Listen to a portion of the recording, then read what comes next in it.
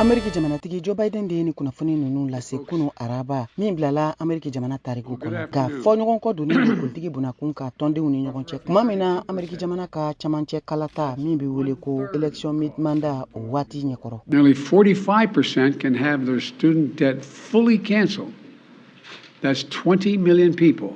Joe Biden ka ni kumakan nunu bɛ tali kɛ waati min na a ye a ka jamanatigisi kalata yɛrɛ ko fɔ kalikanw di. A tun y'a yira o waati k'a fɔ k'a bɛna ekɔlidenw ye juru minnu ta Ameriki jamana ka jiginɛsoba kɔnɔ dolari wari 10,000 ɲɔgɔn bin ka bɔ o la. Kɛrɛnkɛrɛnniyala kalanden minnu ka sɔrɔ hakɛ ma se dolari wari 125,000 ma san kɔnɔ. Walima fɛnɛ denbayatigi minnu ni olu ka san sɔrɔ ma se dolari wari 250,000 ma san kɔnɔ. A y'a yira o de la k'a fɔ ko dolari wari 10,000 wɛrɛ o de bɛna bin ka bɔ ni ma kofɔlen ninnu bɛɛ lajɛlen ka juru la minnu ni a sɔrɔli ka kan ka se k'u ka kalan sara sanfɛ kalanso la. Jateminɛliw y'a yira o de senfɛ k'a fɔ ko ni hakilina minnu talen filɛ nin ye jamanatigi Joe Biden fɛ de bɛna sɔn ka dɔ fara kalandenw ka juru tata kan Ameriki jamana ka foroba jiginɛso kɔnɔ. K'a bɛna sɔn ka kɛ wulikajɔ ye mɔgɔ dɔw fɛnɛ fan fɛ ka taa kiri kun kan. Johnson Firmin min tun bɛ Ameriki jamana ka nafoloko yiriwali cidiya so kunna Ameriki wasabulon Maison Blanche kɔnɔna la jamanatigi kɔrɔ Barack Obama ale ka fangamara waati ye kumakan dɔw latɛmɛ a ka Twitter bɔlɔlɔ sanfɛ ko jamana ɲɛmɔgɔ kan ka dolari wari miliyari tilancɛ de labila tajiko fan fɛ n'o gɛlɛya binnen don Ameriki jamanaden caman kan ni waati in na. Jamanatigi Joe Biden y'a yira k'a fɔ ko nin ko in na k'a tɛna bɛɛ lajɛlen nisɔndiya nka k'a bɛna fɛɛrɛ bɛɛ lajɛlenw tigɛ walasa ka se ka sɔrɔ yiriwali baaraw fanba dɔ la fasaya